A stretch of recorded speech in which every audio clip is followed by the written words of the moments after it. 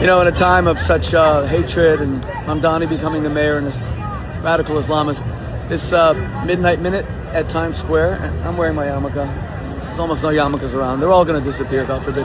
But just look at this. I love, it's amazing how art can bring people together. I love New York's great museums, its great cultural halls, Carnegie Hall, Lincoln Center, the Met.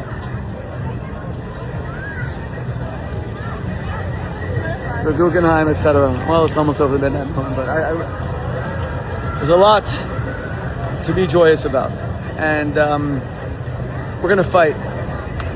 Tonight is the 87th anniversary of Kristallnacht. So 87 years ago tonight, the Jewish people experienced arguably the largest pogrom in our long 3,300-year history.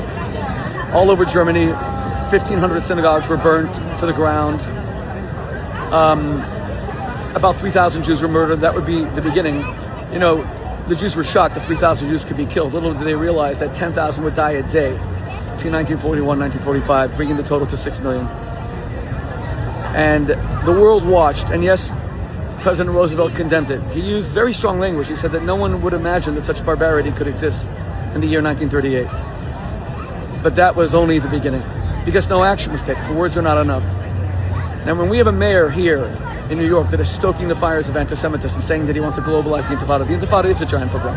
The Intifada is Kristallnacht. He wants it to be globalized. That means bringing down all the synagogues in New York. He's never repented of that comment. He's never taken it back. In a city, look at the beauty of New York. In a city like this, this is a art placement of a gorgeous carousel. In a city, and look how diverse New York is. All around me are Jews, Muslims, blacks, whites, people of every nationality. And now we have a mayor that wants to essentially erase public Jewish identity. And I'm hearing from so many of my Jewish friends that their yarmulkes are going to be replaced with hats. Don't do that, my friends.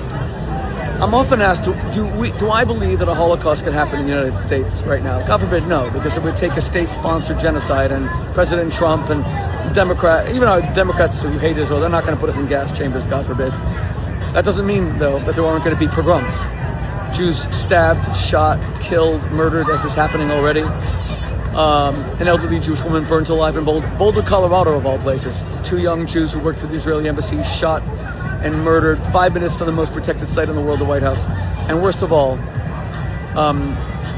the erasure of Jewish identity through Jews going underground and becoming the Illuminati. Don't let it happen, my friends.